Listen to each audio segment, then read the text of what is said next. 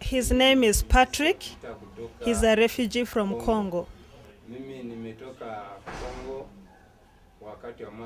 He came from Congo because of the war in 2008, but his wife came earlier because of the war. Just in brief, he would like to tell us his story, what exactly befell him. It was 30th November 2006. Men who were in military uniform came and arrested him in his house. They started questioning me to tell them the tribe of his wife, because he is a Hutu by birth and his wife is a Tutsi by birth. The first thing they did was to get us to lie down together with all the children.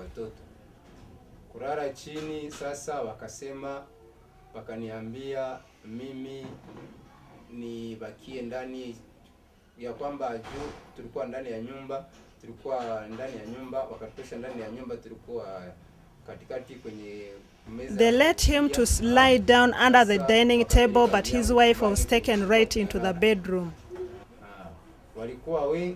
There were so many that I couldn't exactly count how many they were. I can't tell their number.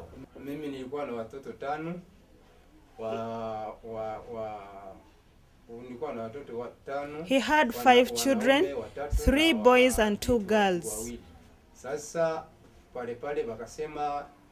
And right from there, they commanded me to tie up all my luggage and everything that was in the house. They asked me for all the money that was available in the house, and I gave it to them.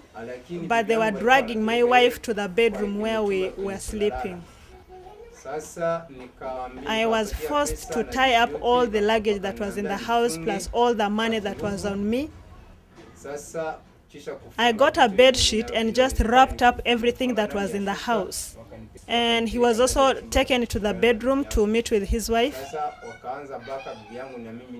They started raping my wife right before my eyes. And him, together with his eldest son, were forced to carry all the luggage out of the house by force. Because where he was a teacher. He used to teach children. He thought, as usual, because it's so common in the DRC, it has been so common for men in uniform to come and just rape women and just pick up whatever stuff they wanted and brutally treat people. He thought it was like the usual case. And he started working together with his eldest son while carrying this heavy luggage. When you fall down, maybe because you're tired, you are kicked and beaten and forced to stand up again and start walking. The luggage was so heavy that he started sympathizing, because he had luggage that was carrying, and also his eldest son was forced to carry some luggage that was too heavy for him. So at some point he would sympathize and try to help his eldest son on the way. I tried to plead with them to let my son go, because the journey seemed endless and the luggage was too heavy for my son, but they refused. At some point they came across a bushy place and they were told to enter right into the bush, and there they were seeing lots of other armed men, and it was an unknown place. It was all bushy. They entered so deep in the bush that it was such a dangerous place that you couldn't hear one another from talking. It was so quiet in the bush. And they told him, "Now, do you know what we want?" They told him, "Now what we want from you is that tell us every secret that there is to do with the tribe of the Tutsi people." Since his wife is a Tutsi, he was told to tell them every secret about the Tutsi people, because they were fighting. The fighting was between the Hutu and the Tutsi people.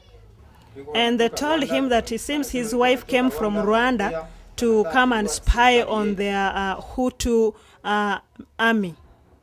And he told them he doesn't know that much about any military secrets of the Tutsi to do with the Hutu people. He has just been a primary school teacher, and maybe all they could ask him is anything to do with the teaching profession and maybe something to do with the children, but not military things. I pleaded with them, telling them I am not a politician. I'm not involved in anything to do with the Hutu-Tutsi fighting, but they couldn't believe me. And they started beating him and just hitting him anyhow so that he could say something. And they started cutting one finger after the other with an attempt to force him to say something about the Tutsi. And that was a sign that they were not up to, they wouldn't take up any jokes. They were serious with what they are doing. They started cutting his fingers one by one to show him they mean it, they mean what they are doing, so that he could get to say, to a point of saying something or confessing something about the Tutsis. They took hold of my eldest son, this eldest son that we had tracked together with, and they beat him right in front of me, and they killed him right before my eyes. And they kept telling him, now I think you can see that we are right into it, we are serious, we mean it. If you still don't say, after we have killed your son, having seen that my son was already killed, deep in his heart he knew he was also going to be killed, just like his son. They hit him with the metallic part of the gun right on his shoulder and around his head when he was watching. They said they shouldn't, the leader of the rebel group told the rest that don't kill him, don't shoot him, because we don't want anyone to hear the sound of a bullet. What you do is just keep torturing him bit by bit until we get him to a point of confessing, and if he doesn't, we kill him, but we not by gunshot, because we don't want people to know that there's something taking place here. Wakati hiyo mimi naona mambo inakuwa hatari, nikaanza kusema kwa roho, nikasema Mungu pokea maisha yangu, juu mimi naona vitu inakuwa. At that point he knew he had come to his final point.